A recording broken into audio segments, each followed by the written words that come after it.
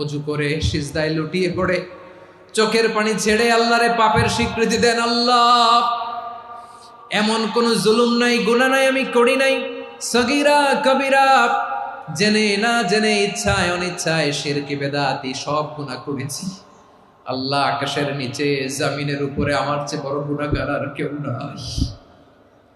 চোখের পানি ছেড়ে আল্লাহরে বলেন, আল্লাহ, আমি ছাড়া তোমার গোলামের অভাব নাই, তুমি ছাড়া আমার দ্বিতীয় কোনো রব নাই, তুমি ছাড়া তো কেউ আমার গুনাহ ক্ষমা করার নাই, তুমি আমার রব, তুমি আমার সব। বলতে পারবেন?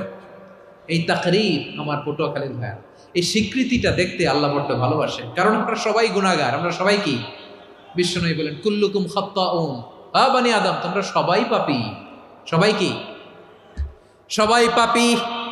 আমরা সবাই পাপী। আপন পাপের বাটখারা দিয়ে অন্যের পাপ মাপি। আমরা যে পাপী এটা ভাবতে মনে চায় না কারো, খালি অন্যের পাপ দেখি আমরা। এটা ভুল।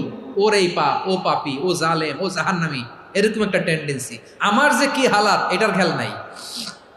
খেয়াল করতে হবে যে আমি সবচেয়ে বড় পাপী, ঠিক কিনা বলেন? পাপ করি নাই এমন কেউ আছি? হ্যাঁ, আছি। কেউ না জানলেও জানে কে আমার পাপের ঘটনা? পৃথিবী না জানুক আমি তো জানি, আমি কি পাপ করেছি হায়। ও আমার কলিজার টুকরা ভাইয়েরা, মাথাটাকে নিচু করে জীবনের সব গুনার ফিরিস্তিগুলো একটা একটা করে স্বীকার করে আল্লাহরে বলেন, আল্লাহ, আমি পাপী।